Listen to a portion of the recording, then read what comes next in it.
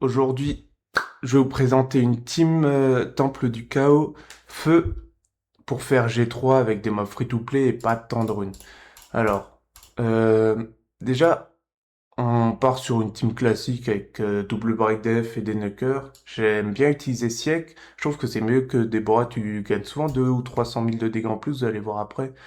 Les Déborah, elles tournent plutôt autour des 1 million en free-to-play.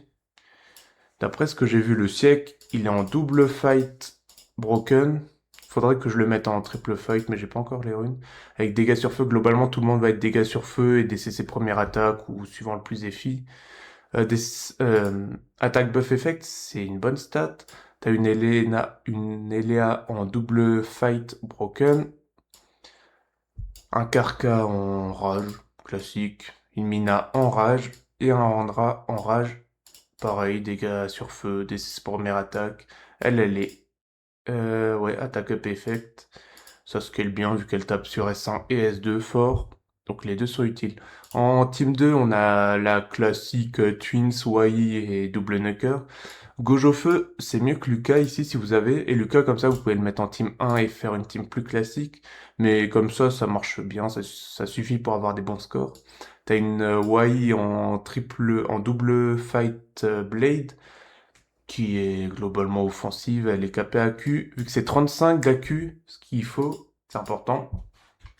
Et après, pareil, des CCS3. Peut-être attaque up effect, c'est mieux sur elle. Sûrement, vu qu'elle tape aussi sur essence, c'est important. Je vais vous montrer après. Euh, T'as une Sabrina en triple fight normale, elle a un peu d'AQ, même si ça sert à rien. C'est elle qui doit avoir un peu d'AQ, elle doit avoir 10 d'AQ, Shaina, en triple fight. Je déconseille les rages, vu que c'est pas elles qui sont censées faire des dégâts, disons que c'est un bonus. C'est toujours bien qu'elle fasse des dégâts, mais c'est pas le centre de la compo. T'as un Jean full potote, lui il est vraiment classique à 70 de TC, vu qu'il gagne 30 avec ses spells. Le Lucas aussi gagne 30 avec ses spells, donc besoin que de 75. Voilà, c'est classique, je vais vous montrer comment on la joue après. Et au final, une team d'Eragron sans Déborah, sans Myriam, avec Plasma Feu. L'avantage du Plasma, c'est qu'il donne le lead TC pour d'Eragron, donc tu as besoin de runer d'Eragron à 62 de taux crit minimum sur un élément neutre, donc feu. Donc c'est vachement plus simple à aller chercher les stats. Il faut 35 d'accu sur le Deragon, je les ai avec l'arté. Et attaque up effect, c'est bien à droite sur Dera. Et classique dégâts sur feu à gauche. Je déconseille le drain de vie. Enfin, tu peux aller chercher en innate, dans une autre stat, mais c'est pas obligatoire. Euh, les, les sitars, le mieux c'est qu'elles soient collées au Deragon. Tu vois, là, elles sont 150, 150, 150. Elles passent juste devant. Et il y a elle doit jouer avant pour le setup au max, quoi. Et le Jamir le plus lent possible, pareil pour lui. Il est pas awake, mais c'est pas dramatique s'il est awake. Et voilà. On va y aller. Et ensuite, je montrerai les runes au milieu après ce run. Donc, il y a un Carcano qui joue first pour mettre le Bright Def et taper une fois sur deux. Ensuite, le setup classique. Lui, c'est mieux de faire des S2 sur les Bright Def, ça tape à peine plus fort. Le petit Andra. J'utilise Andra au début, ça clear les vagues, ça n'a pas besoin de break def. Là, on met globalement c'est break def, taper, taper, break def, taper. Et on fait un tour. Voilà. C'est pour ça qu'Andra c'est bien, il a pas besoin du break def. On continue de taper. J'aurais pu garder le S2, c'était plus opti.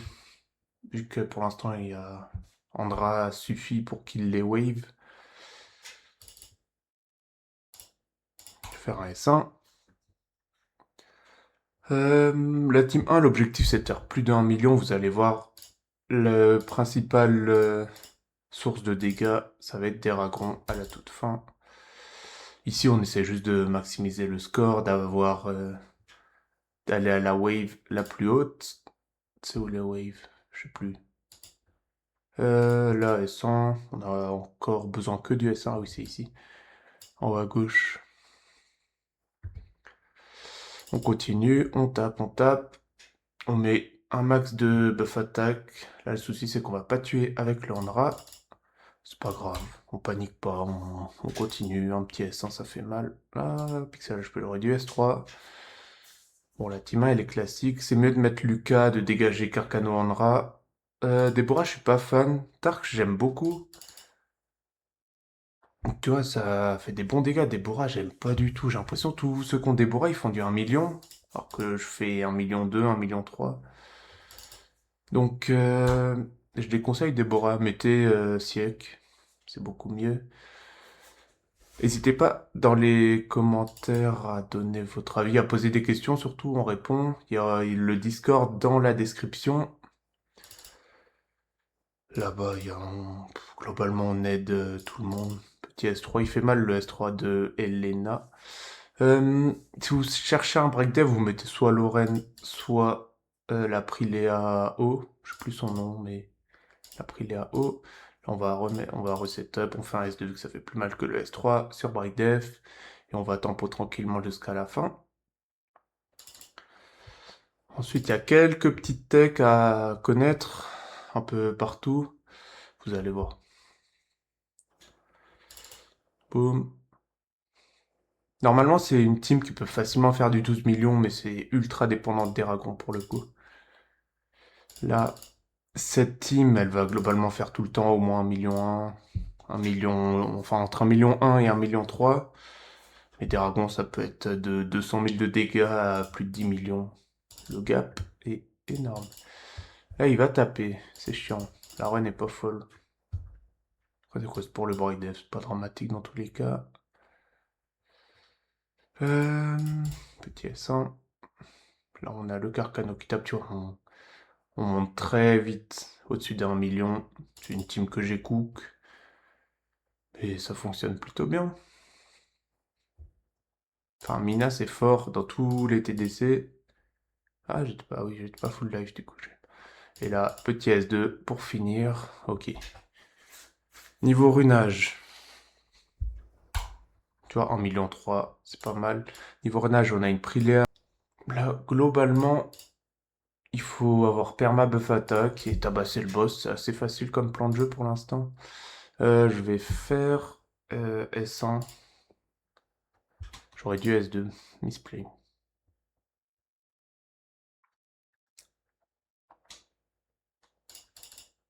Globalement, là, je vais remettre le buff attaque, pas besoin de taper de suite. On va, boum. Lucas, ça fait des dégâts constants, ça se self-setup, c'est tanky, si jamais il tape le boss. Shaina, important, le S2, il fait plus mal quand le boss est full life, mais quand il devient low, tu gagnes plus de dégâts, en gros. Donc, quand il est full life, tu fais son S2. Quand le boss a moins de 30% de sa HP, tu fais le S1. Voilà. Donc là, on enchaîne. S2, S1, S2, S1, S1, S1. Là, on n'a pas le choix. Jean qui fait mal. Genre, c'est bien. Et si vous avez Gojo, c'est le même plan de jeu. Fournez le Gojo à. Faut encore moins. Faut 85 de taux crit. Ah non, remarque. Vu que le S1 il crit pas auto. Là, on fait S1 vu qu'il est low, mais il va sûrement taper. Ah ouais, il tape. J'ai pas assez de dégâts. C'est pas dramatique. Il va mettre le dot normalement en tank. Et au T2, on a la Mistinguette Feu qui va pouvoir heal. Là, et là, le S3. On tabasse, on met le break def, on met le buff attaque. Elle est là juste pour mettre le buff attaque, la Wahi. Et on continue en boucle. Il y a juste la fin, un petit twist.